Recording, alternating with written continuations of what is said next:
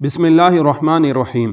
شروع کرتا ہوں اللہ رب العزت کے پاک نام سے جس کا کوئی شریک نہیں۔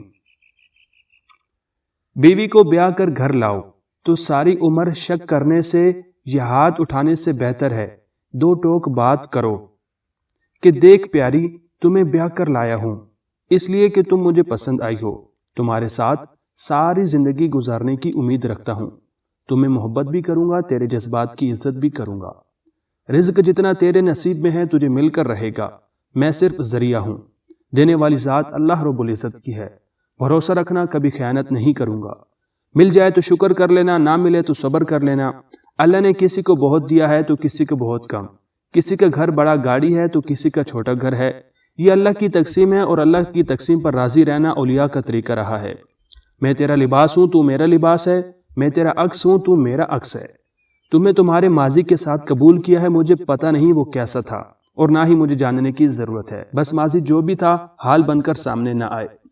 ان سب باتوں کی آخری بات، تم پر اعتماد ایسا کروں گا جیسا کسی اندھے کو اپنی بیساکھی پر ہوتا ہے کہ وہ اسے گرنے نہیں دے گی۔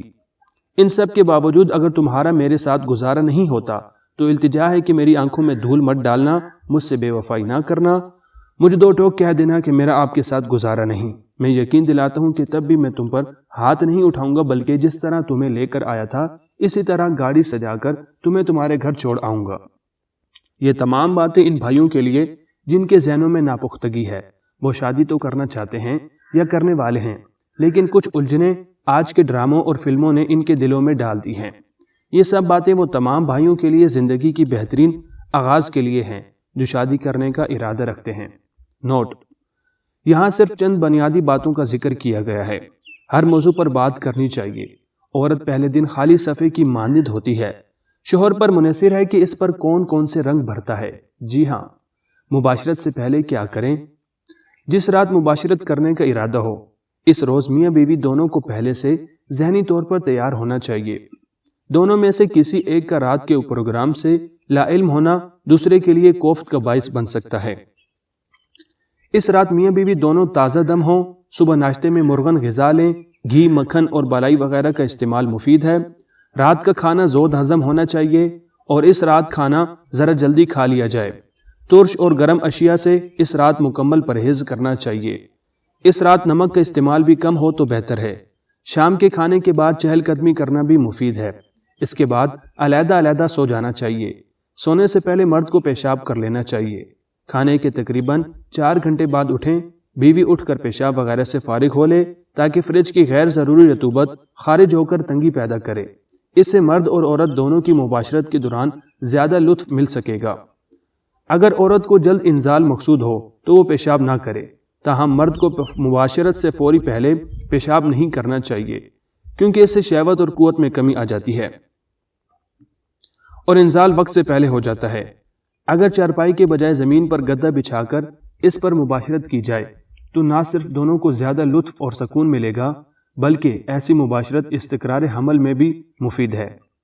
مباشرت سے پہلے بستر پر ایک موٹا کپڑا بچھا لیا جائے تاکہ فریج سے باہر بہہ نکلنے والی فالتو منی بستر کو خراب نہ کر دے۔ اسی طرح مباشرت کے بعد شرمگاہوں کی صفائی کے لیے پہلے سے اپنے قریب ایک صاف کپڑا بھی رکھ لیں۔ باقاعدہ مباشرت سے پہلے میاں بیوی کا چند منٹ کے لیے ایک دوسرے کے جسم سے کھیلنا دونوں میں محبت پیدا کرتا ہے۔ پہلے دونوں کپڑوں سمیت ایک دوسرے کے جسم سے اپنے جسم کو مس لیں اور کچھ دیر بعد ایک دوسرے کے جنسی اعضاء کو ہاتھ سے ٹٹولیں اور مسل کر اسے لذت دیں اور خود بھی لطف اندوز ہوں۔ لباس اتارنے سے پہلے چند منٹ کا یہ کھیل نہ صرف حصول لذت کا ایک اچھا ذریعہ ہے بلکہ اس سے بیوی کی مباشرت کے لیے مکمل طور پر تیار ہونے میں بھرپور مدد ملتی ہے۔ تاہم اگر مرد سرط انزال کا شکار ہو تو اسے اس دوران خاص احتیاط کی ضرورت ہوتی ہے۔ خواتین و حضرات، مباشرت کے بعد کیا کریں؟